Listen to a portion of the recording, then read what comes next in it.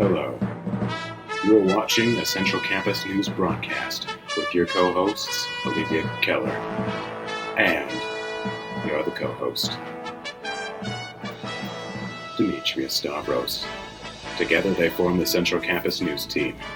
I am their narrator, Dan Maroney. Good morning, Central Campus. Today is March 30th. I am Demetrius Stavros. And I'm Olivia Keller. And here are your daily announcements. Today's lunch is hamburger on a bun, baked beans, curly fries, fruit and veggie bar, and milk. If you are missing your retainer, ask in the cafeteria. Calling all volunteers, it's official, the Roosevelt Park Zoo's opening day is April 30th. This means we are in need of volunteers to help get the zoo in tip-top shape for everyone to enjoy. To accomplish all that needs to be done, we need you. The Roosevelt Park Zoo has set aside several opportunities for you, your family, group, or your organization to volunteer here at the zoo. The dates for our annual zoo cleanup are every Saturday and Sunday in April until the 24th of that month, from 10 o'clock a.m. to 3 o'clock p.m. This week, Spanish Club is placing donation boxes outside of rooms 220, 221, and 222, the counseling office, the commons, and the library for the Backpack Buddies project, a project designed for less fortunate students who may not have enough food in the house. They are looking for boxes of granola bars, individual 2.5-ounce microwavable macaroni and cheese, and peanut butter in 16-ounce plastic jars. Glass items are not accepted. Summer school registration is open. Please see your counselor if you are interested in enrolling in summer school classes. There's a mandatory Spanish Club meeting today after school in Mrs. Tetzlav's room, room 222. The first ever Minot Public Schools Multicultural Festival is being held at Magic City Campus in a few weeks. Check out the flyers in the hallway for more information. Come and try delicious food, learn from ELL students about their countries, and dance to cultural music. FBLA members who are attending state are reminded of the mandatory meeting today at 3 o'clock in room 101. If you do not attend the meeting, you are not going to the state convention. National Honor Society students are reminded that tomorrow, Thursday, is the deadline for applications for the NHS conference in Bismarck. See Mr. Cavallo by 7th hour tomorrow with your signed permission form and fee. Checks can be made out to Central Campus. See Mr. Cavallo in room 120 if you have questions.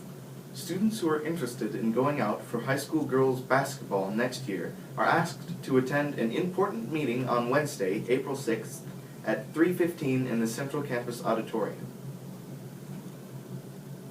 Summer schedules and next year's plans are going to be discussed. The Science Olympiad State team is meeting tomorrow after school in Miss Kelly's room. All team members need to be present. Minot Public Schools internship papers must be turned in by Friday, April 1st. Friday, April 1st is another library due date. Please check the date stamped in the back of your books and return or renew those due April 1st or earlier. Happy birthday today to Carrie Jenks. And those are your Central Campus announcements, and please stay tuned for the Harbor video.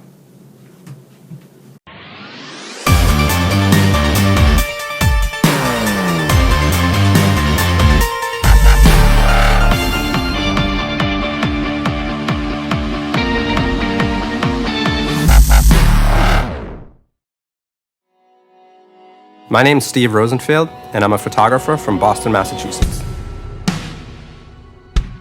You know, I grew up with a single mom until I was age 13, and kind of had, weekend visits with my dad. I remember going into the Plymouth House of Correction every Sunday, running into the room and seeing my dad and giving him a big hug. It never really had an effect on me, or at least I never really thought it did.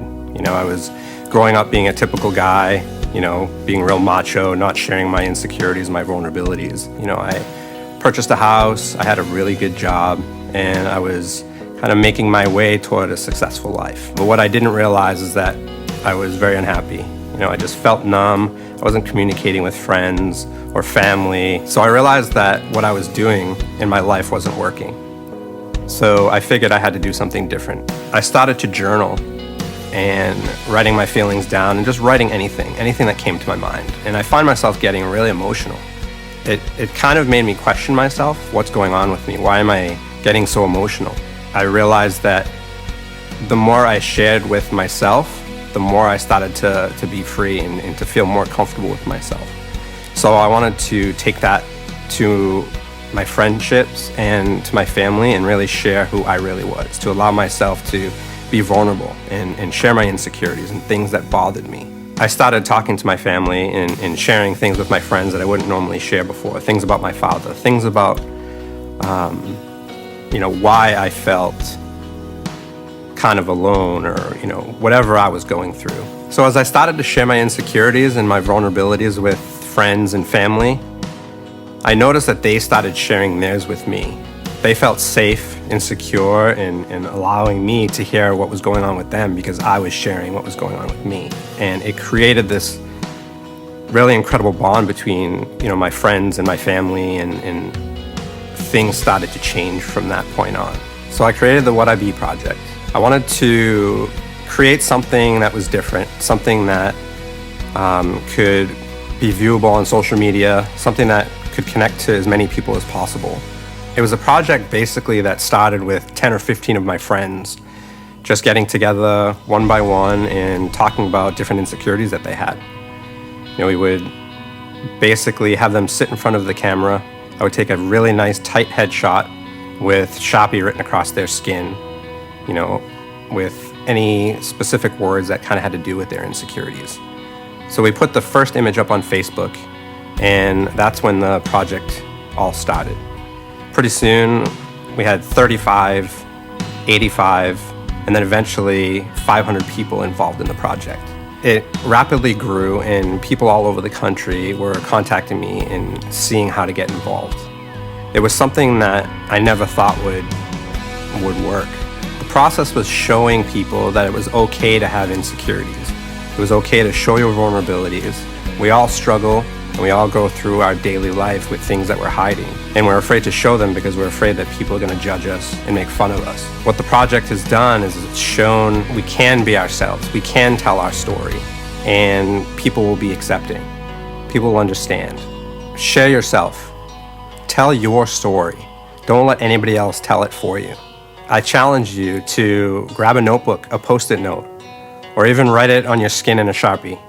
Share your insecurity, and don't let it take control of you.